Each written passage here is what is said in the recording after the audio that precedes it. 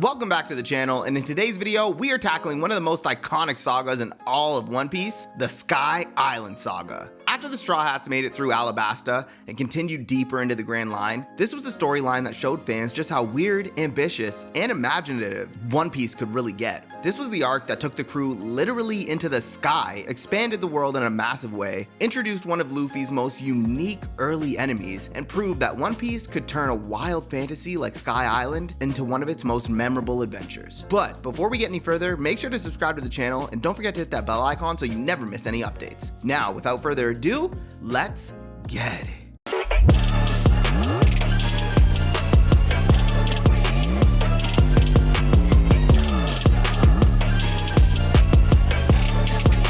Adapted from Ichiro Oda's manga, the Sky Island Saga covers the Straw Hats' journey from Jaya to the Sky Island of Skypiea, where they become caught in a conflict involving gods, the Shandorians, and the lost city of gold, Shandora. In the anime, the Sky Island Saga ran from 2002 to 2004 in Japan and spans a total of 71 episodes. So let's get into the story.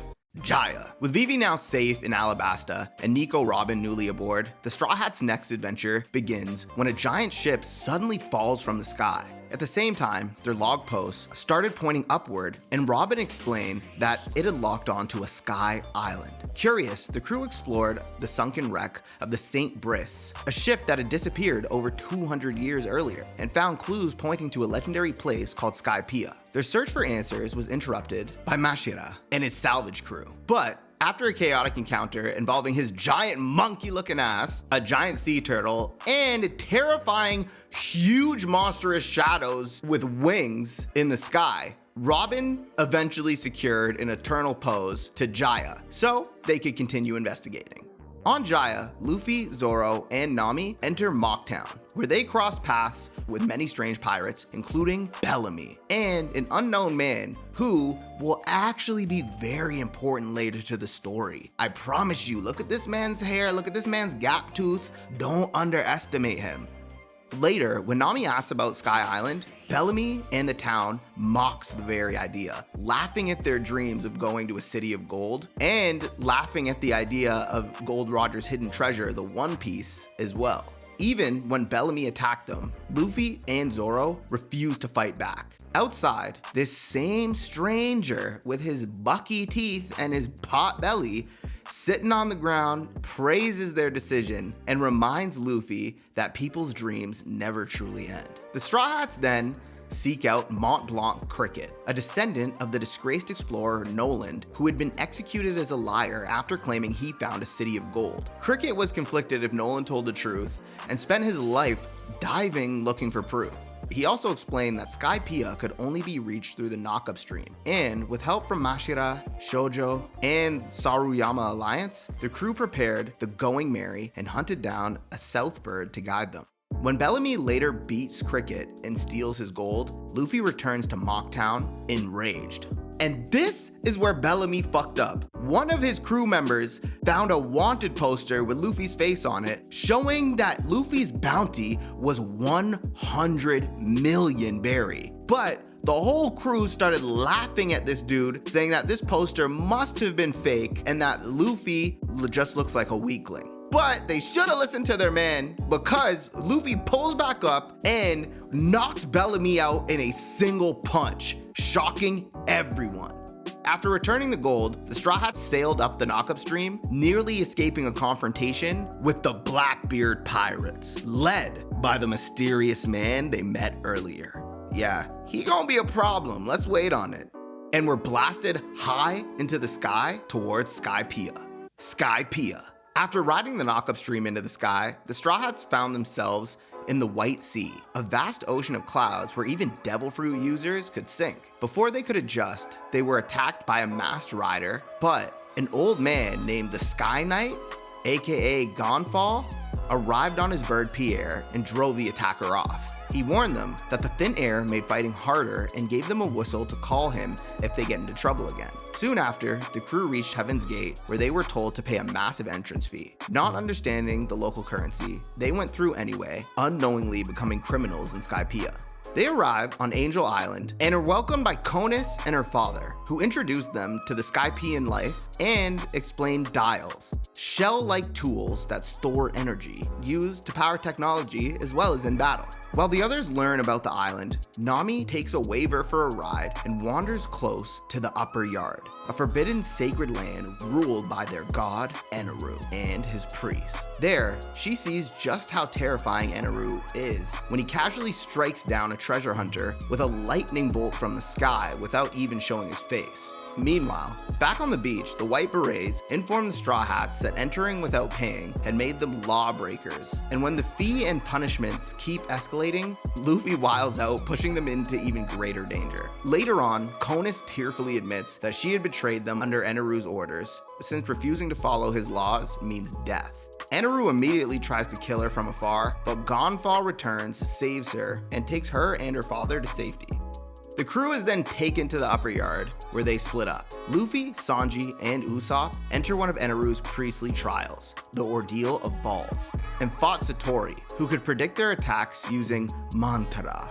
It's some telekinetic-like power that, I don't know, it's kind of like a sixth sense in a way, and you can hear shit. It's pretty cool. After a long struggle, they managed to defeat it. Elsewhere, Chopper stayed behind to guard the Going Merry, but gets attacked by another priest named Shura. He then calls Gonfall for help, yet even with the Sky Knight's aid, the ship still gets badly damaged, and Gonfall literally gets stabbed through his chest by Shura, which has Tony tweaking the hell out because now Chopper really thinks that all is lost. Meanwhile, Robin, Zoro, and Nami explore the forest and uncover their biggest revelation yet. Upper Yard was actually part of Jaya, which got knocked into the sky by the knockup stream. That meant that the City of Gold from Mont Blanc Nolan's story had never sunken into the sea at all. It had been blasted into the sky centuries earlier, and bro wasn't crazy. This man got executed for no reason. I'd be pissed the hell off if I was him. At the same time, the Shandorians, descendants of the original people of this land, were preparing to reclaim Upper Yard from Enel and Skypiea, seeing both of them as their enemies. Their leader, Wiper, launches an assault once he learns that Gonfall and some of the priests are starting to take each other out. That night, the Straw Hats reunited, pooled their discoveries, and realized that they were standing above the lost City of Gold itself, Shandora. Gonfall then explains their deeper history. In the White Sea, soil, called Verth, was a priceless treasure, and when Jaya's land was blasted into the sky, Skypiea treated it as holy land. That created the generations-long war with the Shandorians, who had always called it home. Also, don't let me forget to mention that Gonfall actually used to be God. So this man was God, and then 6 years ago, Enel just pulls up with his squad, takes over, and basically declares himself God now and is ruling over everybody with an iron fist. Or a lightning fist. Either way, he be fist demands. Wait. Okay, that didn't come out right, but you know what I mean.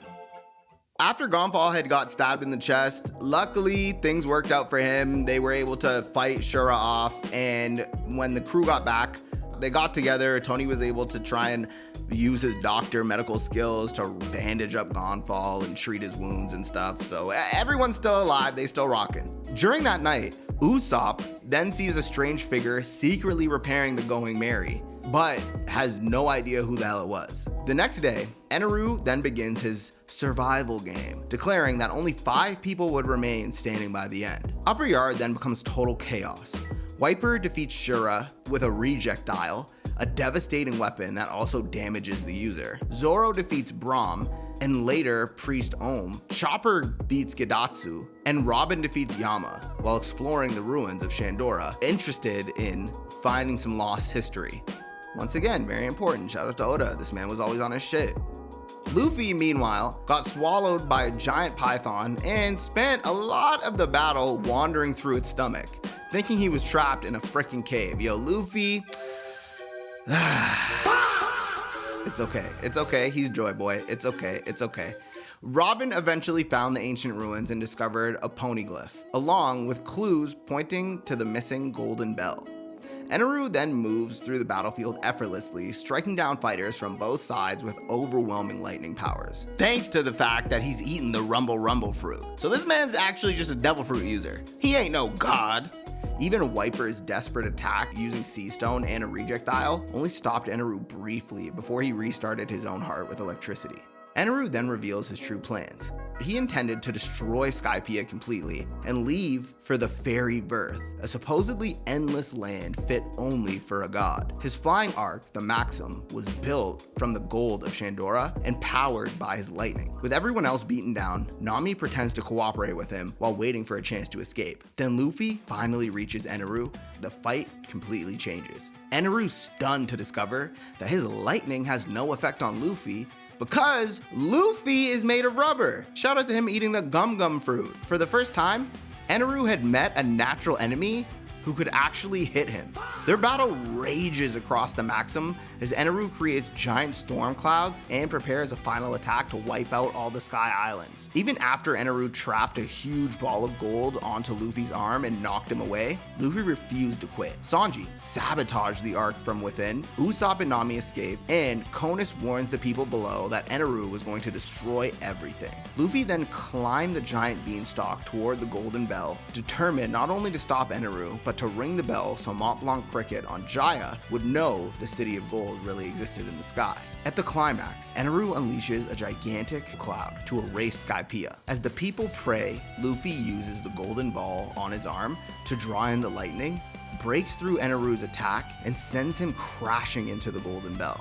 The bell rang across Skypiea and all the way down to Jaya, where Cricket heard it and saw Luffy's shadow in the sky. In that moment, Nolan's story was vindicated. Cricket's faith was rewarded, and the war between the Shandorians and the Skypieans finally came to an end. After all this, Eneru leaves for the moon.